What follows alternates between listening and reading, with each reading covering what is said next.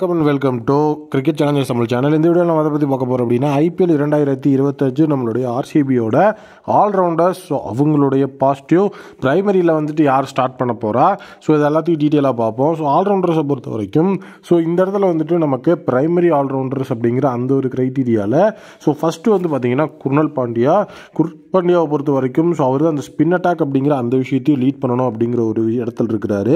குர்னல் பாண்டியாவை பொறுத்த வரைக்கும் அவர்கிட்ட ஆல்ரவுண்டர் அப்படிங்கிற அந்த ஒரு இடத்து மட்டும் இல்லாமல் கேப்டன்சி அப்படிங்கிற அந்த ஒரு விஷயமும் இருக்குது. அதே நேரம் பார்த்தீங்கன்னா மும்பை இந்தியன்ஸ் டீம் கூட அந்த சாம்பியன்ஷிப் அப்படிங்கிற அந்த ஒரு இடத்துல எக்ஸ்பீரியன்ஸும் இருக்குது. அதனால் குர்னல் பாண்டியா கண்டிப்பாக நமக்கு ஒரு செம டீல். கண்டிப்பாக பிரைமரியில் அவர் ஸ்டார்ட் பண்ணுவார். அவரோட பார்ட்னர் போட்டு தான் அடுத்த ஸ்பின்னர் அப்படிங்கிற மாதிரி விஷயத்துக்குள்ள நம்ம வருவோம். அதனால் ஃப்ரம் மேட்ச் ஒன்லேருந்து பிரைமரி பிளேயராக அவர் இருப்பார். அவருடைய ஸ்ட்ரென்த் அப்படின்னு பார்க்கும்போது கண்டிப்பாக அவர் பேட்டிங் பவுலிங் அப்படின்னு சொல்லிட்டு எல்லா இடத்துலையுமே கன்சிஸ்டண்ட்டாக பெர்ஃபார்மன்ஸ் அப்படிங்கிறத கொடுக்கக்கூடிய ஒரு பிளேயர். எந்த இடத்துல அவரை நம்ம இறக்குறோம் அப்படிங்கிறது இருக்குது. எனக்கு தெரிஞ்சு குர்னல் பாண்டியாவை அவங்க ஒரு ஃபினிஷர் மாதிரி தான் ஸ்டார்ட் பண்ணுறாங்க. பட் மும்பை இந்தியன்ஸில் பார்த்திங்கன்னா அவர் கொஞ்சம் அப் த ஆர்டர் ஆடி இருப்பார். அதை கொஞ்சம் அந்த மேட்சஸ் அப்படிங்கிறதுல ஆரம்பித்து குர்னல் பாண்டியாவோட பேட்டிங் அப்படிங்கிறது சப்போஸ் எங்கேயாவது ஒரு டவுன்ஃபால் இருந்தது அப்படின்னா அவரை கொஞ்சம் அப் த ஆர்டர் இறக்கி பார்க்குறது கண்டிப்பாக கரெக்டாக இருக்கும் அப்படின்னு நான் நினைக்கிறேன். நெக்ஸ்ட் பார்த்தீங்க அப்படின்னா நம்மளுடைய ஜாக்கப் பெத்தால். ஜாக்கப் பெத்தாலை பொறுத்த வரைக்கும் இப்போ பிபிஎல்லில் பார்த்தீங்கன்னா ஆடிட்டு இருக்கிறாரு. டோட்டலி பார்த்தீங்கன்னா தலைவன் ரீசெண்டாக ஒரு செஞ்சுரி அப்படிங்கிறத அடிக்கிற அந்த ஒரு தருணத்தில் பார்த்தீங்கன்னா ரன் அவுட் ஆகி அந்த செஞ்சுரியை 10 ரனில் மிஸ் பண்ணார். நல்ல ஒரு நீட்டான ஃபார்மில் இருக்கார்.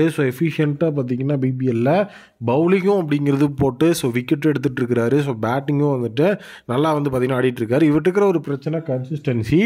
அதாவது பார்த்தீங்கன்னா இப்போ இவர் ரெகுலராக ஓவர் போடுறாரா அப்படின்னா அது இல்லை. அதே நேரம் இப்போ ரெகுலராக ஓவர் போடுறாருன்னா பேட்டிங் கன்சிஸ்டன்சி ஒரு விஷயமா இருந்தாலும் விக்கெட் எடுத்து கொடுத்துருவாரு அப்படிங்கிற மாதிரி ஒரு விஷயம் இருக்கலாம். பட் அது அங்கே இல்லை. அவர் கன்சிஸ்டண்ட்டாக அடித்தாதான் அந்த இடத்துல ஆர்சிபி அவர் பிளேயிங் லெவனில் வச்சதுக்கு ஒரு மிகப்பெரிய விஷயமா இருக்கும். அதை இந்த இடத்துல கண்டிப்பாக நம்ம பார்க்கணும். நெக்ஸ்ட் பார்த்தீங்கன்னா லியாம் லிவிங்ஸ்டன். கிளென் மேக்ஸ்வெலோட இடத்துல பார்த்தீங்கன்னா லிவிங்ஸ்டன் தான் இருக்க போகிறாரு. டோட்டலி பார்த்தீங்கன்னா அந்த டாப் ஆர்டர் அப்படிங்கிற அந்த ஒரு ஸ்லாட் தான் லியாம் லிவிங்ஸ்டனுக்கு கொடுப்பாங்க. நீட்டாக பார்த்தீங்கன்னா அவர் அந்த ஒரு ரோலை பிக்கப் பண்ணி மேக்ஸ்வெல் என்ன மாதிரி பார்த்தீங்கன்னா ஒரு வேறு லெவல் ஒரு பிளேயராக இருந்தாரோ அந்த மாதிரி அந்த இடத்துல பார்த்தீங்கன்னா லியாம் லிவிங்ஸ்டனும் இருக்கணும் அப்படிங்கிற ஒரு நம்பிக்கை எல்லாருக்குமே இருக்குது. ப்ளஸ் நமக்கு அந்த 4 ஓவர் அப்படிங்கிற அந்த ஒரு க்ரைட்டீரியாவையும் பார்த்தீங்கன்னா ஃபில் பண்ணி கொடுத்துருவாரு. இப்போ ரீசெண்டாக அவரோட ஃபார்ம் நல்லா இருக்குது. பேட்டிங் ரெண்டுலேயுமே நல்ல டீசெண்டான ஃபார்மில் இருக்கிறதுனால அது ஒரு பெரிய ப்ராப்ளமாக இருக்குது ஆர்சிபிக்கு. நெக்ஸ்ட்டு இந்தியன் பிளேயர்ஸ் அப்படிங்கிற அடிப்படையில் பார்த்தீங்கன்னா மனோஜ் பங்கஜ், மோஹித் ராத் இருக்கிறாங்க. கூடவே பார்த்தீங்கன்னா ஸ்வப்னில் சிங்கும் இருக்கார். மனோஜ் பங்கஜை பொறுத்த வரைக்கும் ஆல்ரெடி ஆர்சிபி சைடில் இருந்த ஃபார்மல் பிளேயர் தான். டோட்டலி பெஞ்சில் இருந்து ஆர்சிபியோட சைட்லேயே இருந்த பிளேயர். ரீசெண்டாக நல்லா பார்த்தீங்கன்னா டொமஸ்டிக் டோர்னமெண்ட்ஸில் ஆடி இருந்தார். கன்சிஸ்டண்ட்டாக பேட்டிங் அப்படிங்கிறத பண்ணியிருந்தார். ரெகுலர் இன்ட்ரெஸ்ட்டில் பவுலிங்கும் போட்டு ஒரு நல்ல ஒரு ஆல்ரவுண்டர்னு ப்ரூவ் பண்ணியிருந்தார். அதனால தான் இந்த இடத்துல அவர் இருக்கிறாரு. நெக்ஸ்ட்டு பார்த்தீங்கன்னா மோஹித் ராத் இப்போ ரீசெண்டாக டொமஸ்டிக்கில் நல்ல பெர்ஃபார்மன்ஸை கொடுத்துட்டு இருக்கிறாரு. இவங்க எல்லாருமே பார்த்தீங்கன்னா பேக்கப்புக்கு தான் இருப்பாங்க. பிரைமரியில் எனக்கு தெரிஞ்சு இவங்க யாரும் ஸ்டார்ட் பண்ணுற வாய்ப்பு இல்லை. இவங்க 2 பேரும் பிரைமரி ஸ்டார்ட் பண்ண மாட்டாங்க அப்படின்னா ஸ்வப்னில் சிங்குக்கு அது செட் ஆகாது. ஏன்னா ஸ்வப்னில் சிங் பார்த்தீங்கன்னா ஆல்ரெடி மும்பை இந்தியன்ஸ் அப்படிங்கிற அந்த எகென்ஸ்டாக மேட்ச்லாம் ஆர்சிபிக்காக உள்ளே விளையாடிக்கிறாரு. அவர் வந்ததுக்கப்புறம் பார்த்தீங்கன்னா நீட்டாக டீம் வெற்றியில் மட்டும்தான் இருந்திருக்கிறாங்க அப்படிங்கிற ஒரு லக்கான ஒரு விஷயம் ஒரு மித்தும் அந்த இடத்துல இருக்குது.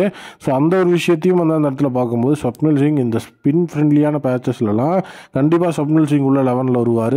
ரீசெண்டான ஃபார்ம் அப்படிங்கிறதும் இந்த இடத்துல இவருக்கு கன்சிடரேஷன் பண்ணுறது அப்படிங்கிறது ஒரு விஷயமா இருக்குது. கண்டிப்பாக ஸ்வப்னில் சிங் நல்ல ஒரு பிளேயர், எக்ஸ்பீரியன்ஸான கையும் கூட. நெக்ஸ்ட்டு ஓவர்சீஸ் சைடில் ஆல்ரவுண்டர்ஸ் அப்படிங்கிற இடத்துல Romario shepherd and Tim David இருக்காங்க. டிம் டேவிட் உண்மையிலே நல்ல ஒரு ஃபார்மில் இருக்கிறாரு. டோட்டலி பிபிஎல்ல தொடர்ந்து பார்த்தீங்கன்னா 250 அதுக்கப்புறம் ஒரு 25+ ஸ்கோர் அப்படின்னு சொல்லி நீட்டாக அடிச்சுட்டு இருக்கிறாரு. டிம் டேவிட் இப்போ அப்பப்போ ஓவர் போடுறாரு.